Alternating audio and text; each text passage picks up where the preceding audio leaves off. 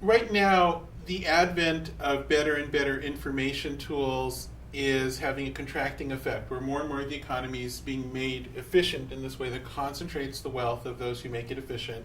I mean, just think about the day that all those cabbies out there lose their job because their cars are driving themselves. What are they going to do? I don't think they'll be happy. But whoever does that will become very, very rich.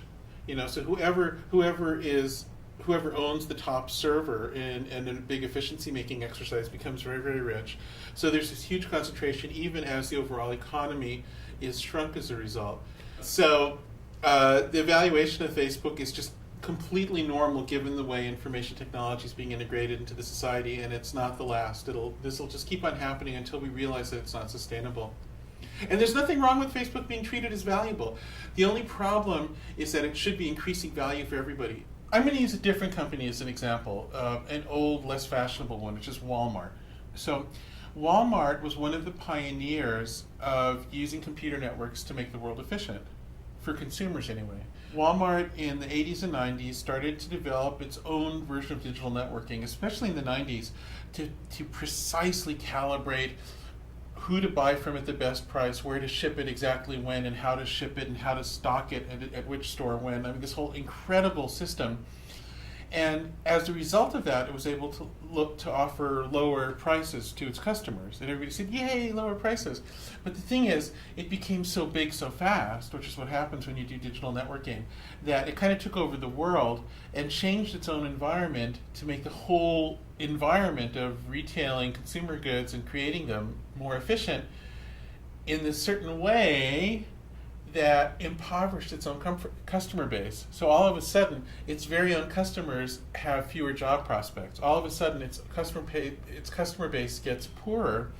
And now it's kind of dug itself into this rut where Walmart is no longer as exciting a retailer as it was, because what's it going to do? And it's trying to sort of climb up scale, but it can't because its customer base can't support it. So to me, Facebook is essentially Walmart for a new generation. But Facebook is saying, free services, free social networking, free, and everybody's saying, yay, it's free. But then the problem with that is that the job prospects for the vast majority of people are actually gradually decreasing as less and less stuff is monetized. So what you want to do to have an information-based economy and preserve capitalism is to monetize more and more of the world instead of less and less of the world, because you want the market to be growing instead of shrinking. But the problem with the Facebook approach is it's monetizing less and less, because it's saying, no, all this is free. Your reward for participating is reputation, karma, connections, and all those things are very real, but they're not monetized. They're not securable. You can't get a house mortgage based on your Facebook reputation. What I would do is I'd turn it into this commerce platform so that people can send money around for things, and then I'd gradually start to adjust it so people are monetizing more and more.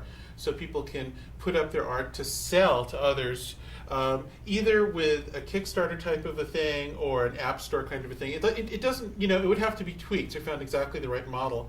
But I would start to turn it into real commerce so that people who are good at using Facebook start to make some money, and the economy overall starts to expand instead of contract as a result of its existence. And I think that's a happier outcome. It would be better for Facebook. It would create a better return for Facebook's investors in the long term, even in the short term.